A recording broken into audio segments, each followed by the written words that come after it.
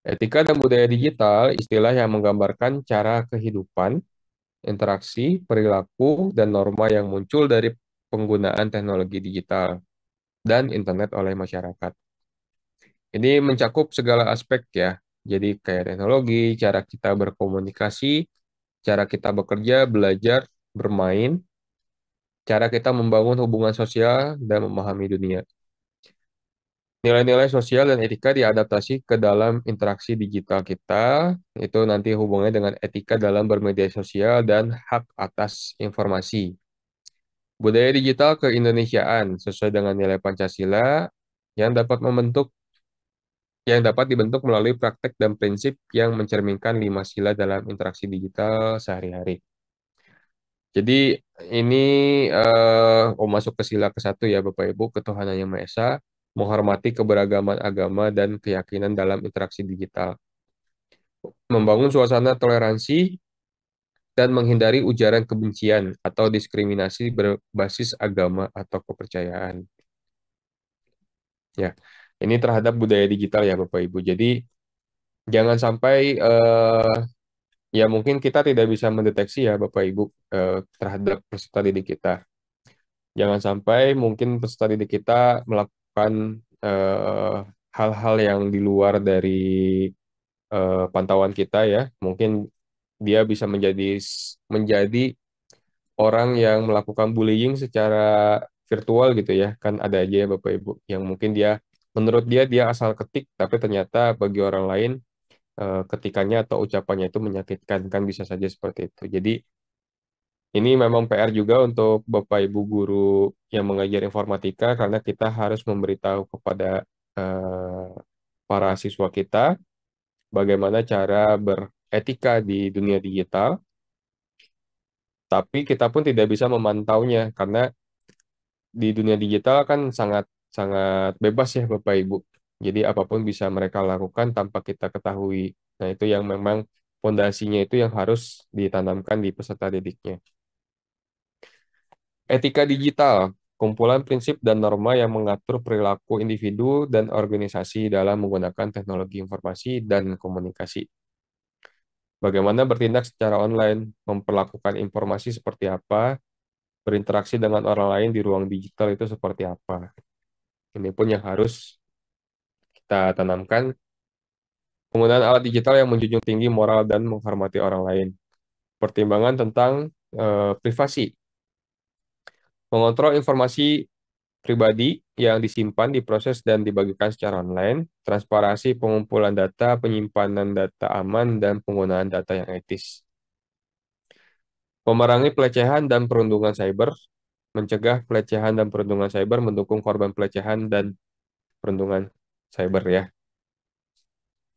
Jadi ini memang Bapak Ibu karena di dunia digital itu asumsi kita ya yang membaca, ini pun yang harus kita kasih pengertian kepada para siswanya. Jangan sampai mereka pun salah persepsi atau misinformasi ya. Ketika mereka mendapatkan ujaran kebencian yang dilakukan oleh orang lain di dunia digital, ya mungkin secara perasaan mereka harus kita lindungi ya. Atau memang jika memang terjadi perundungan gitu, kita harus lindungi. Tapi secara etika ataupun tadi budaya digital harus kita sampaikan ya memang tadi semua yang kita lihat di dunia digital adalah asumsi versi kita. Contohnya mungkin ketika Bapak Ibu chatting ya atau berbincang-bincang di WhatsApp misalkan ya, kita kan tidak tahu intonasi yang digunakan oleh lawan bicara kita seperti apa. Sehingga asumsinya mungkin saja misalkan kita merasa kita tidak marah, tapi orang lain ngerasa ucapan yang kita ketik itu adalah nadanya seperti nada marah gitu ya atau mengarah ke emosi gitu. Nah, itu kan kita tidak bisa bisa mengontrol hal tersebut ya Bapak Ibu.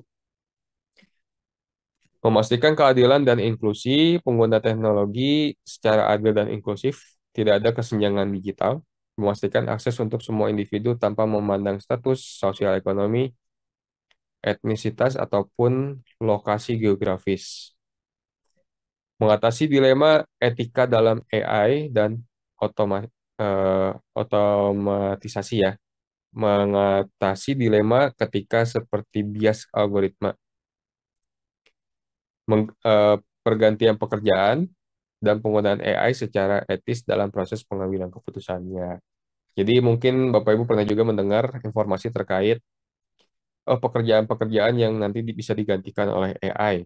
Nah, ini pun yang harus kita sampaikan ke nanti peserta didik ya, bagaimana dilema-dilema yang terjadi ketika ada teknologi gitu ya, ketika ada teknologi yang muncul di lingkungannya mereka, apakah memang nanti kita akan tergantikan oleh teknologi tersebut atau tidak. Jadi ini ya seperti tadi ya dilema etika seperti bias algoritma dan yang lain-lainnya. Itu pun harus kita sampaikan ke peserta didik, ya kita kasih pemahamannya seperti apa di dunia digital itu seperti apa. Etika digital mendorong akuntabilitas dan transparansi, menuntut akuntabilitas dan transparansi dari perusahaan teknologi dan pembuat kebijakan, memastikan bahwa mereka bertanggung jawab atas implikasi etika dari produk dan keputusan mereka. Menjaga keseimbangan digital, terakhir etika digital memprioritaskan perilaku digital individu, mengatasi kekhawatiran seperti kecanduan layar, dampak media sosial pada kesehatan mental, dan kebutuhan akan keseimbangan digital dalam kehidupan sehari-hari. Jadi, untuk yang pertama ini, mungkin contohnya Bapak Ibu ya, ketika ada teknologi terbaru, Gojek Online.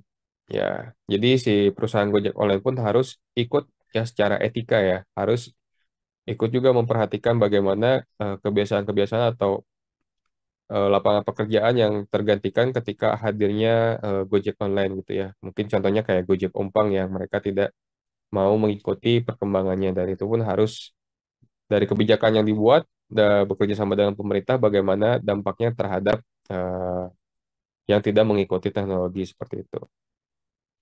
Lalu yang berikutnya ini kecanduan layar ya. Mungkin Bapak Ibu yang sekarang sering juga booming ya terkait screen time gitu ya.